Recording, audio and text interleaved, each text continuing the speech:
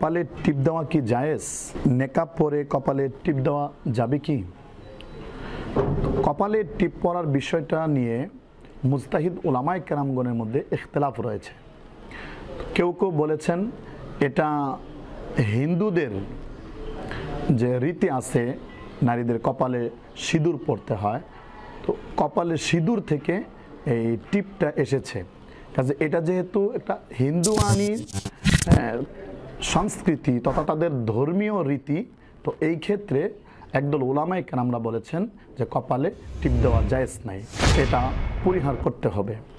কারণ হাদিসের মধ্যে এসেছে মান তাশাব্বাহা বিকওমিন ফাহুয়া মিনহুম, যে জাতির সাথে সাদৃশ্য রাখে তার সাথেই তার হাসর হবে, তার সাথে কিয়ামতের ময়দানে উঠবে। কাজেই কপালে টিপ পরিহার করা উত্তম। আর একদল ওলামায়ে কেরাম তারা বলেছেন যে এটা হিন্দুদের ধর্মীয় কোনো রীতিনীতি নয়, বরং এটা একটা মেয়েদের সৌন্দর্যতা প্রকাশের একটা সাজসজ্জার বিষয়।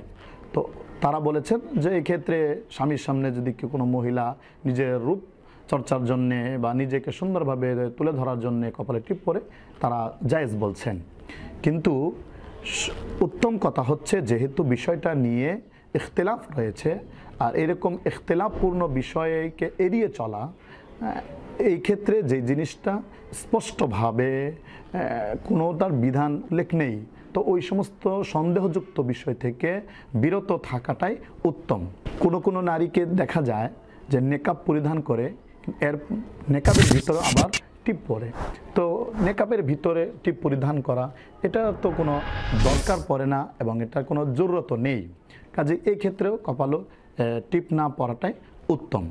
এই জিনিসটা থেকে সকল নারীদের বেঁচে থাকা উচিত এবং নিজের স্বামীকে আনন্দ দেওয়ার জন্যে বা নিজেকে সুন্দরভাবে উপস্থাপন করার জন্যে কপালে টিপ পরা ছাড়াও আর অনেক প্রসাধনী রয়েছে এবং সাজসজ্জার বিষয়গুলো রয়েছে, সেগুলো ব্যবহার করে স্বামীর সামনে যাওয়া যেতে পারে।